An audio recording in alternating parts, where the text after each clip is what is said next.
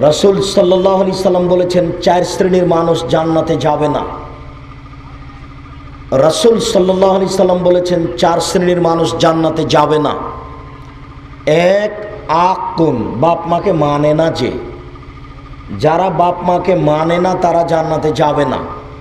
দুই, কাম্মার, জুয়া খেলে যে, যারা জুয়া খেলে তারা জান্নাতে যাবে না। তিন, মান্নান, খোটা দেয় যে, যারা খোটা দেয় তারা জান্নাতে যাবে না। গরিব মানুষকে 10,000 টাকা দিয়েছে ভ্যান কিনতে, পরের দিন বলেছে খালেদ ভ্যানটা একটু নিয়ে আসো তো, আমি বাজারে যাবো, তো আনেনি।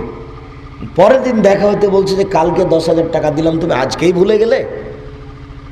এর নাম খোটা দেওয়া। খোটা দেয় যে জান্নাতে যাবে না সে। তিন, মধুমেনুল খামা, নিয়মিত বিড়ি, তামাক, জর্দা, সিগারেট, গুল, নেশাদার দ্রব্য খায়, পান করে যে, সে জান্নাতে যাবে না। চার শ্রেণীর মানুষ জান্নাতে যাবে না। এক, বাপ মাকে মানে না যে। দুই, জুয়া খেলে যে। তিন, খোটা দেয় যে। চার, বিড়ি, তামাক, জর্দা, সিগারেট, গুল, নেশাদার দ্রব্য খায়, পান করে যে, এ জান্নাতে যাবে না।